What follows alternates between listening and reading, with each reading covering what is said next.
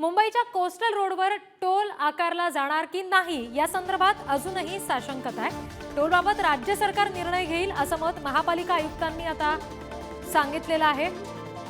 आम्ही कोस्टल रोडवर टोल आकारणार नव्हतो असं उद्धव ठाकरे यांनी या सगळ्या संदर्भात बोलताना म्हटलेलं आहे। कोस्टल रोडवर टोल आकारला जाणार की नाही या संदर्भात अजूनही साशंकताच आहे आणि आम्ही मात्र कोस्टल रोडवर टोल आकारणार नव्हतो पण आता टोल आकारला जाणार आहे अशी माहिती मिळतेय असा आरोप उद्धव ठाकरे यांनी केलेला आहे।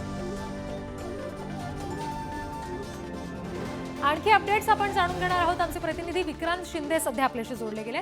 विक्रांत, काय नेमके या संदर्भातले तपशील आहेत? उद्धव ठाकरेंचे आरोप नेमके काय आहेत सरकारवर?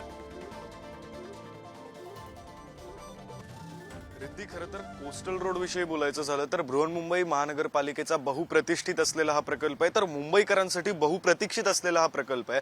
कारण हा जो कोस्टल रोड आहे तो वेळेची आणि इंधनाची दोन्हीची बचत जी आहे ती मुंबईकरांसाठी करणार आहे।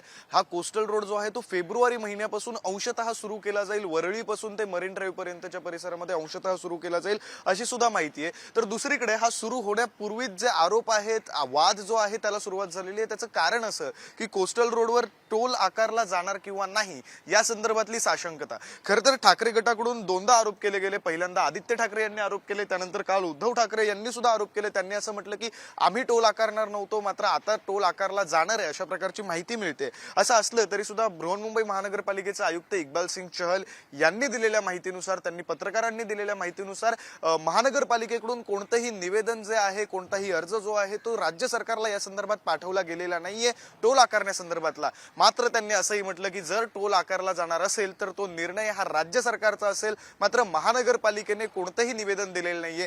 याचा अर्थ असा की फेब्रुवारीपासून जो अंशतः कोस्टल रोड खुला होणार आहे त्या कोस्टल रोडवर महानगरपालिकेकडून तरी कोणत्याही प्रकारचा टोल आकारला जाणार नाहीये। रिद्धी जी, धन्यवाद तुम्ही दिलेल्या सगळ्या माहितीसाठी।